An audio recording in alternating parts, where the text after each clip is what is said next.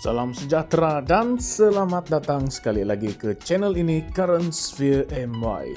Hari ini kita akan bincangkan satu isu yang semakin mendapat perhatian rakyat. Kerajaan yang dikatakan hanya indah kabar dari rupa. Baru-baru ini ada dua perkara besar yang berlaku. Pertama, keberangkatan yang di-Pertuan Agong ke luar negara untuk menjalani rawatan mulai 7 Februari 2025. Dan yang kedua, mesyuarat Raja-Raja ke 268 yang berlangsung di Istana Negara. Dua perkara ini mungkin nampak biasa, tetapi jika kita perhalusi, ada banyak persoalan yang timbul. Bagaimana dengan kelangsungan pentadbiran negara? Apakah kerajaan benar-benar telus dalam memberikan maklumat kepada rakyat? Atau adakah ini satu lagi episod di mana kerajaan hanya mahu menjaga image tetapi tidak menyelesaikan masalah sebenar? Kita mulakan dengan isu keberangkatan yang di-Pertuan Agong. Perlembagaan Persekutuan memang sudah menetapkan bahwa jika Agong berada di luar negara lebih dari 15 hari, maka timbalan yang di-Pertuan Agong akan mengambil alih tugas rasmi. Tapi yang menariknya, kalau timbalan Agong berpuas hati bahwa tugas itu perlu dilakukan lebih awal, Baginda boleh mengambil alih sebelum tempoh 15 hari tersebut.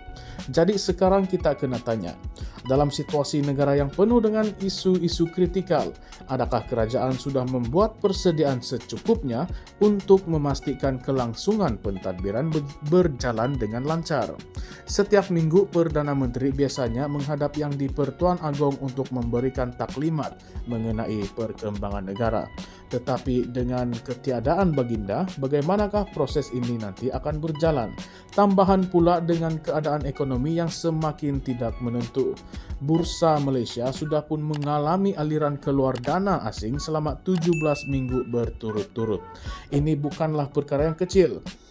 Pelabur semakin hilang keyakinan dan ini juga boleh membawa kesan buruk kepada pasaran pekerjaan serta kestabilan ekonomi negara.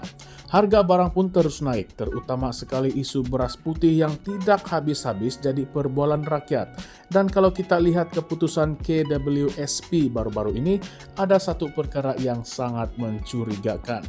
KWSP dilaporkan menjual saham Malaysia Airports Holding Berhad MAHB pada harga rendah, kemudian membelinya semula pada harga tinggi. Dan ini melibatkan hampir 16,1 juta pencarum. Logikkah tidak tindakan ini? Bukan itu sahaja, banyak juga laporan mengatakan bahwa tender kerajaan tidak memenuhi tata kelola yang betul. Ada dakwaan bahwa syarikat-syarikat tertentu mendapat keistimewaan dalam mendapatkan projek-projek kerajaan, sementara syarikat yang lebih layak diketepikan. Dan satu lagi isu yang tidak boleh kita abaikan, yaitu tarif elektrik. Kerajaan mengumumkan bahwa tarif baru ini tidak membebankan rakyat, tetapi realitinya hanya golongan industri dan golongan kaya yang mendapat manfaat. Rakyat biasa masih terus menanggung kos sara hidup yang semakin tinggi. Dan jangan lupa kenaikan harga diesel juga masih menghantui rakyat. Kerajaan kata mereka sudah menyediakan bantuan, tetapi cukupkah bantuan itu untuk menampung kos yang sedang meningkat? Dalam keadaan seperti ini, peranan Majlis Raja-Raja menjadi semakin penting. Setiap kali mesyuarat diadakan, mereka berhak menerima taklimat daripada pihak-pihak berkaitan seperti Peguam Negara, Ketua Polis Negara, dan Panglima Angkatan Tentera. Tapi persoalannya, adakah kerajaan benar-benar memberikan maklumat yang telus kepada Majlis Raja-Raja? Sehingga sekarang belum ada sebarang pengesahan rasmi mengenai sama ada isu-isu besar ini telah dibincangkan ataupun tidak. Jika kerajaan tidak memberi gambaran sebenar kepada Raja-Raja Melayu, ini boleh dianggap sebagai satu pengabaian tanggung jawab yang sangat serius.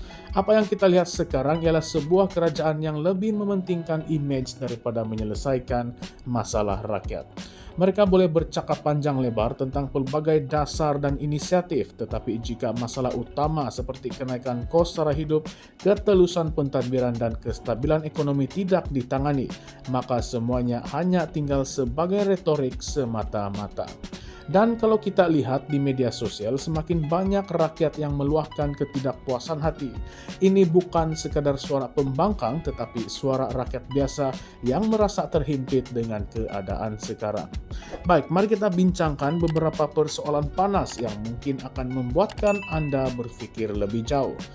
Adakah kerajaan coba menyembunyikan masalah sebenar daripada rakyat? Kalau kita perhatikan, setiap kali ada isu besar, kerajaan cepat-cepat mengalihkan perhatian dengan isu lain atau memberikan kenyataan yang tidak menjawab persoalan sebenar. Contohnya isu KWSP yang disebut baru saja tadi. Sampai sekarang tidak ada jawaban yang memuaskan tentang mengapa saham MAHB dijual murah dan dibeli semula pada harga yang tinggi. Satu lagi persoalan, adakah kebergantungan terhadap institusi istana semakin meningkat? Kita tahu bahwa kerajaan perlu mendapatkan perkenan dan nasihat yang di-Pertuan Agong dalam banyak perkara penting. Tetapi dalam keadaan di mana kerajaan semakin kehilangan kepercayaan rakyat, adakah ini bermakna rakyat akan mula berharap kepada Majlis Raja-Raja untuk memperbetulkan keadaan? Dan kalau kita ambil perspektif yang lebih besar, adakah kita sedang melihat tanda-tanda kejatuhan sebuah kerajaan? Sejarah membuktikan bahwa apabila sebuah kerajaan gagal menangani isu utama dan hilang keyakinan rakyat, perubahan besar boleh berlaku dalam lanskap politik. Persoalan yang lebih menarik, adakah media sosial akan menjadi platform utama untuk menumbangkan kerajaan?